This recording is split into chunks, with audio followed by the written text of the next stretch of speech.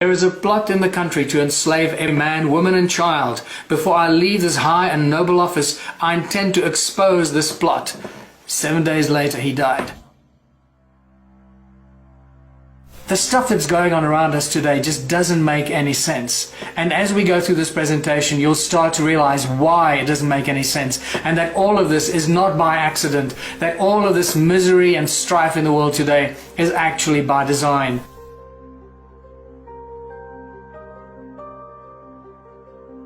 Why is the world divided like this?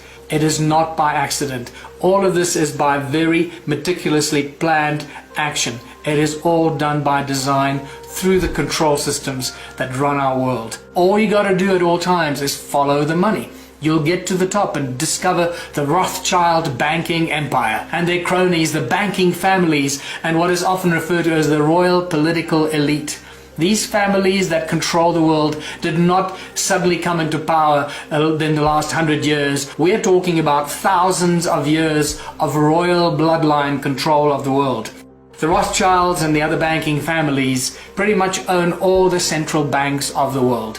This is a shock to the system. The central banks of the world, like the Federal Bank of America, the Bank of England, the South African Reserve Bank, the Reserve Bank of Australia, India, Brazil, all the central banks of all the countries of the world do not belong to the people. They are owned private entities that are controlled and owned by the Rothschild banking empire.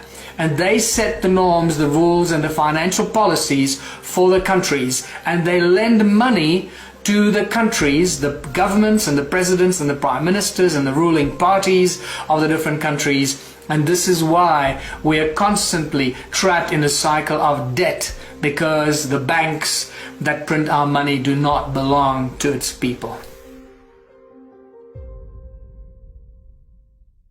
What is money really? Well, money is just an idea. It's a piece of paper. It's a tool of enslavement. And what you will learn here is that money is not something that evolved over thousands of years of bartering and trading as a tool that can help humanity prosper. No, it's exactly the opposite. Money was a tool of enslavement that was conjured up a long time ago and introduced as a complete and whole philosophy and a tool of enslavement. It's just a piece of paper that controls our lives. It burns and disappears. Where did money come from? How did money originate? Very few people are actually aware of this. Well, about 6,000 years ago, the first money appeared in the form of clay tablets. This is during the Sumerian Empire. Well, the Sumerian texts tell us about when money first appeared, and also when the first royal bloodlines first appeared, and we find the emergence of the first kings, or the so-called first priest kings. And it just so happens that these first priest kings that appeared out of the blue on earth suddenly created all the banks, they created their temples, and in their temples they started to print these clay tablets, which became the first forms of money. So in essence, the temples of these first kings that appeared on earth were the first banks from which the first forms of money were distributed to the people. And nothing has changed in thousands of years. This is really important. So what if I told you that banks create money out of thin air? Would you be surprised? Well, that's exactly what happens.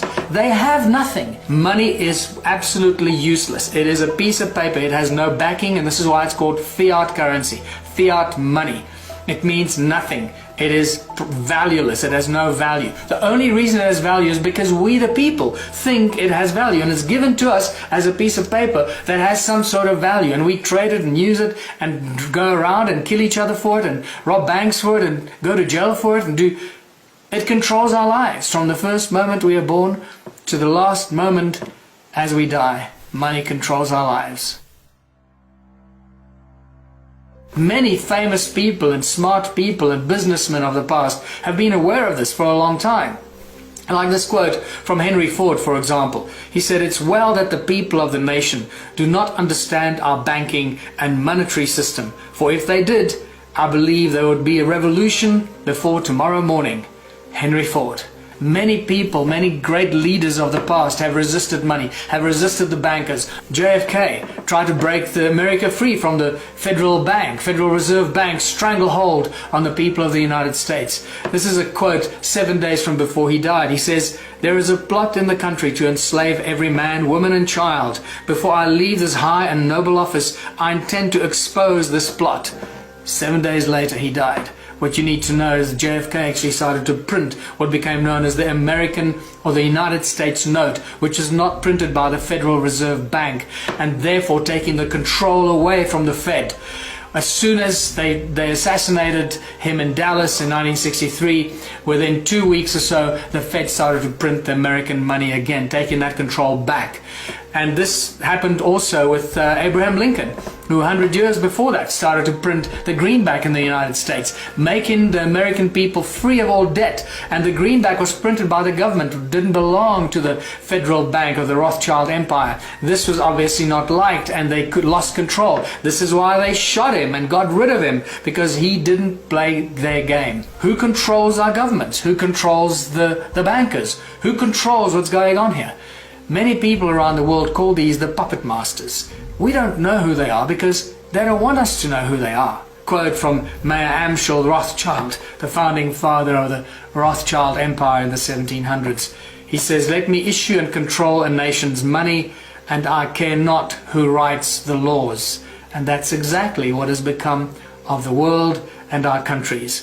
Because to the banking institutions, they control everything. Think about how money and the bankers control all the education systems, the research laboratories, how they control industry, the large corporations. Everything imaginable ultimately goes back to those who control the money.